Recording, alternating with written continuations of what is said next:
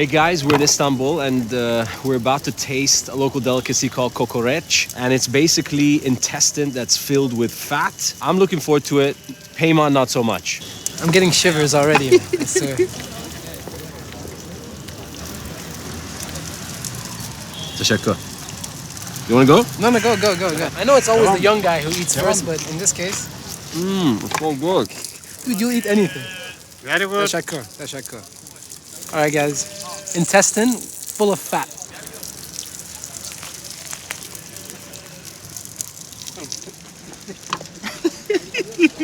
It's good, no. It's really good. It tastes very gamey. Obviously, there's a hell of a lot of fat. If you have this every day, it's definitely gonna be good for the soul, not so much for the heart.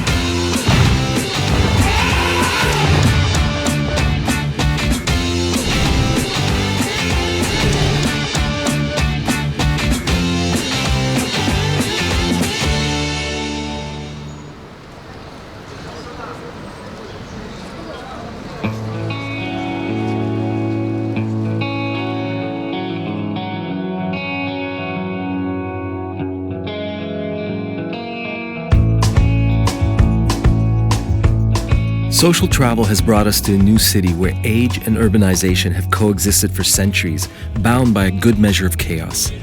We are in Istanbul. This city is modern and developed, but buildings are packed together tightly. It's hectic, but I love the energy on the streets. Walking through Istanbul is surreal. Buildings that are 100 years old sit opposite ones that are 1,000 years older. Historical tourism fascinates me. It's an opportunity to better understand the country's unique aura, to feel its history. It's a modern city in an ancient context, worn yet charming, beautiful in its diversity and acceptably disruptive. A friend once told me Turkey is a great place to get lost, to explore, to uncover its secrets, and of course, meet the locals. The perfect place to social travel.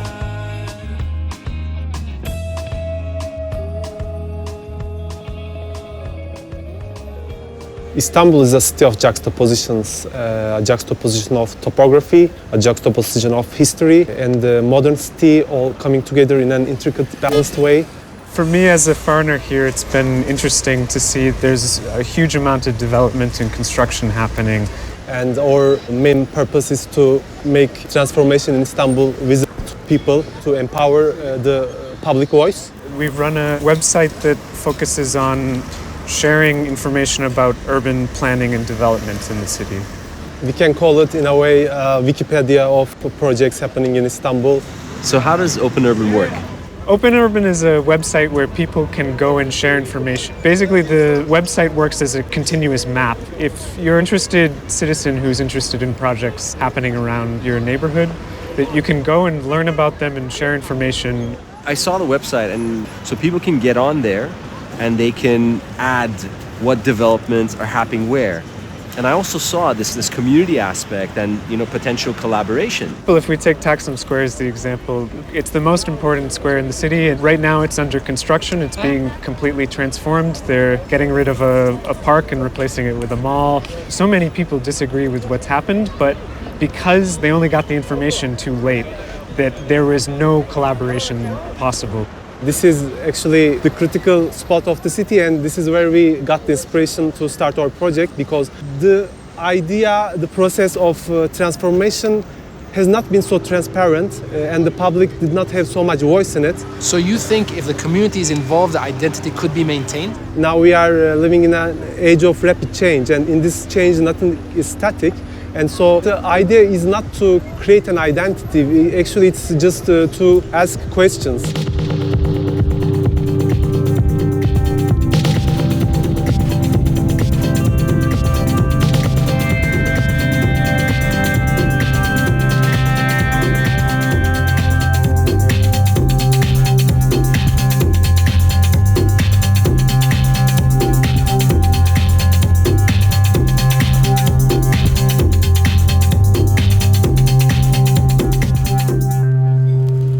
our culinary backstreets. Culinarybackstreets.com is our website. And we bring people here to try this wonderful stuff. Alright guys, since you are in the doner kebab business, I'm gonna bring you to my favorite spot in Istanbul. This is where you're gonna eat the best doner. Let's see how you feel about it actually. I'm sure it's gonna be better than yours, to be honest. There's a challenge for you. Look, it looks spectacular. It is What is so really special about great. this place? Okay, we got the Western and the Eastern style doner basically, which is, one is like what you may probably know from how you do it. And there's the Western style, where they have the tomatoes and the peppers and all the other stuff in between, just adds a complete different level and layer to it. Yeah, because this is actually a difficult process already. So to do that, It's skewering. It's definitely indeed, it's very different. Okay, I got one for you guys, so, all right, who's gonna go Dude, first? let the younger one go first. Well, that'll be you. Here we go. And there's a pomegranate juice for you. Gee, with age comes patience. And Payman certainly has none of I don't that. have patience when it comes to food. 35. I already had enough of this. So, all right, here's one more. That's with the bread actually. So that's like a pide on it. Why is it so important for you to highlight places like this? Turkey or our food is so different. Diverse. Diverse, yeah, that's a good word actually for us, than what people perceive us from outside. You're actually bridging cultures. You're sharing your culture with other people.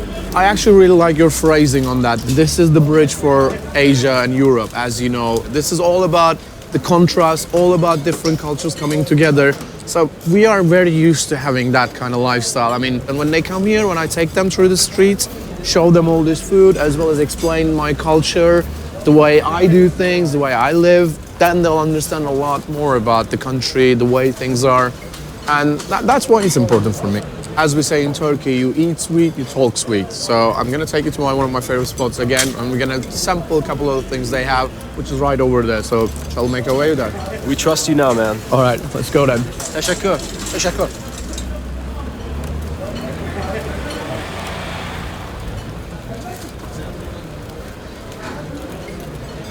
I hope you're ready for some time traveling now, because I'm gonna take you to a 150 years old candy shop, Altan Şekerleme, which has the best Turkish delight and the sweets you can find ever. Merhabalar. Merhaba. Come on in. You're gonna make Mohammed cry over here. I'm gonna make him cry, definitely. I'm gonna order two types of Turkish delight now for you. One is with rose water in it, so rose flavoring, which is quite a rare thing to find. And the next one is the pistachio one, which is what we call a double roasted pistachios. Listen, on the show, we try to take the roads less traveled, Okay. and you gave us basically the cliche Turkish sweet. What's so special about this? Yes, this has commercialized a lot, but a good quality one in shops like this is something that you wouldn't try, basically. So this is 150 years old. It's 150 years old. There are a couple of families who does it with the old school methods. They still use them. So do try it and you'll know what I mean. So the ones on the outside are the rose ones. The one in the middle, that's the pistachio. Pistachio one? Go ahead and try it. Oh my God. There you go. You know what I mean? I know what you mean. This is all about explaining what people believe from outside and what is really happening within the city. And it goes back to what you were saying earlier, which is the misconceptions that you want to fix. The real good stuff is in these places, and the more I travel out of Turkey, the more I see why people are coming now. Because this is exactly what I'm looking for when I go to somewhere else, and this is what I'm trying to find.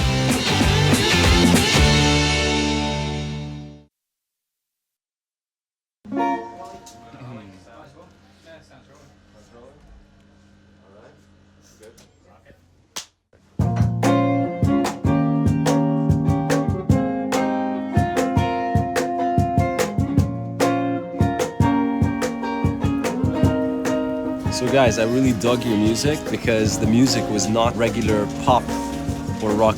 So how would you describe your music?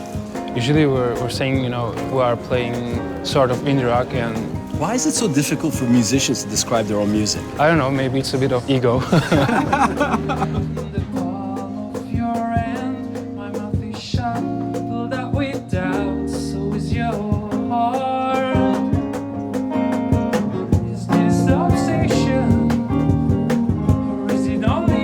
So the music that we heard inside, it's original music. Yes. And when I was listening to it, I mean, it sounded Western, but I felt like there's some Turkish influences. So we are living in Turkey, so it's deliberate. You heard the scales of Turkey. It's a bit different. You have the comma. I mean, There's Do, C, C sharp, and there's other notes, you know, between them. So I mean, the cool thing is, I mean, those sort of scales you can play on, like, let's say Turkish instruments that are like fretless. You can hit those notes. Yes. But you use Western instruments to do that, which I thought was pretty cool. usually you want to try something different, something of your own into the music you are playing or writing or whatever. That surrounds every word you blame for being too much tender, that it could carve your mind. Who writes the songs over here? Well, basically, Baikal is one. You have a musical background in your family. Yes. Yeah, well, my parents are classical musicians. My father always composed and my mother played the piano. So you were encouraged a lot when you were young? Yes, a lot. Well, they prefer me to be a lawyer rather than a musician because, you know, it's not easy to be a musician. How about you? What have been your influences growing up? I grew up in a house that always playing arabesque, you know, that kind of music. When I was in high school, it was really popular music. Listening to metal music was popular, so I started Metal is popular in Turkey? If you're a guy in a high school in Istanbul, yeah. Like what sort of bands?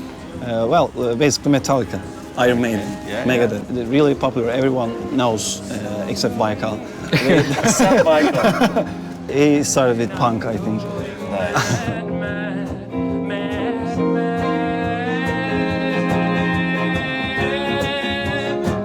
So I'm going mad, and I'm going mad. Cihan, tell us about some of the gigs that you guys play here.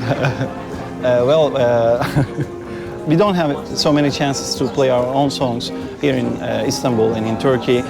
Just your songs, besides the concerts. Why? I mean, people like to Listen to hear listen the to- songs they are yeah. used to, you know. They are having more fun with the songs that they are dancing with. It's not easy to be a musician nowhere maybe in the world, but in Turkey it's maybe more difficult than anywhere else. You have to face some challenges in order to achieve a point in your life.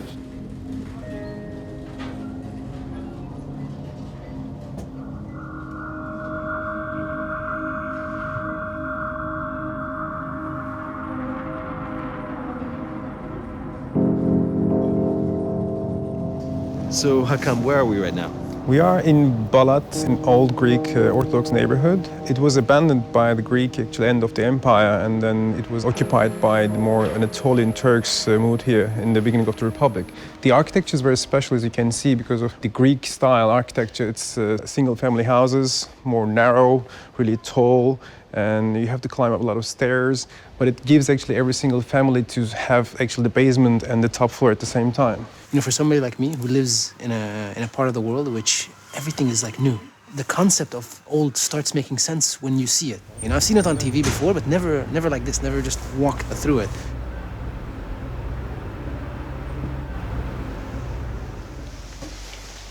How old is this place, Hakan? This is a house around 120 years old. This neighborhood was built after the big fire of Istanbul around the 1890s, and they rebuilt as social housing, all this neighborhood. That's why they are very similar in architecture. What was your inspiration for renovating this place? I want to keep it as much as I can, like the original feeling, but we would like to actually combine the old with the new, and eventually the idea was when it's done, it doesn't look like it's brand new, but it's like already lived in. Why this area? Why did you choose this area to make your home? This is the old housing neighborhood of the Ottoman Empire itself. We are actually in the historical peninsula, so this is the original Istanbul as it was before. To be very honest, it has to be renovated, and people who live here, they usually don't have money to renovate it. So this has to be renovated by someone else, which usually is a bidding company with the government. So what I believe is the more gentle way of doing the gentrification, which is inevitable, is to come and pay for the real price of the house, and then everybody can actually move to a different neighborhood where they see fit, and who wants to live here takes care of the houses lovingly and rebuild it in its original state. Why don't we go up and see the view over the roof terrace? Sounds good. So what are we looking at, Hakan? Well, this is the Golden Horn, an extension of the Bosphorus. Bosphorus is over there, and which is like leading to the Asian side. This is both the European sides. And on this side, this was the housing area. I call it the Bermuda Triangle, that you will see all these amazing buildings and the culture, and the view is amazing. Hakan, do you feel like an outsider living here? In the very beginning, I felt a little bit an outsider, but then when they don't look at you anymore as a stranger, then you really get used to it. And then when you go for shopping, you buy your bread, and you say good morning, good night. You feel part of the game.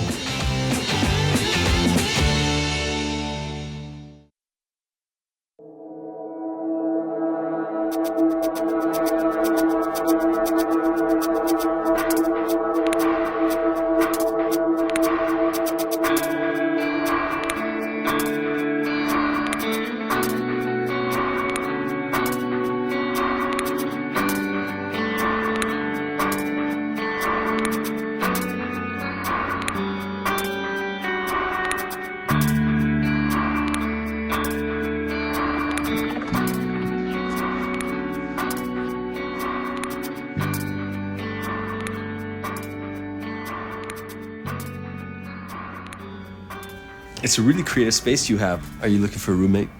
Peyman's gonna move to the next country. I'm gonna stay here with you. For how long? How long can I stay? Okay. We'll see. Have you always been an artist? No, I graduated from industrial engineering and then I turned out to be a designer. While I was studying, I was working on digital, but I love to, just get the hands dirty and work on something like painting and drawing stuff. I always have a love for analog photography, and I started doing Pinhole cameras. Let me show you. It's the oldest version of the cameras. It's a wooden box, and you can just take crazy photos and develop them at your home. So where do you put in the batteries?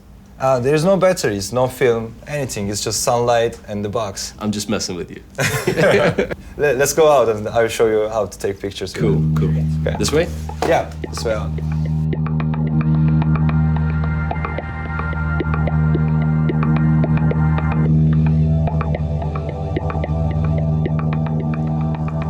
So here we are in the Karaköy. What is that? Karaköy, Black Village. It's really Black Village. Black Village. Okay. Yeah, and we are going to have some shoots with the Pinhole camera.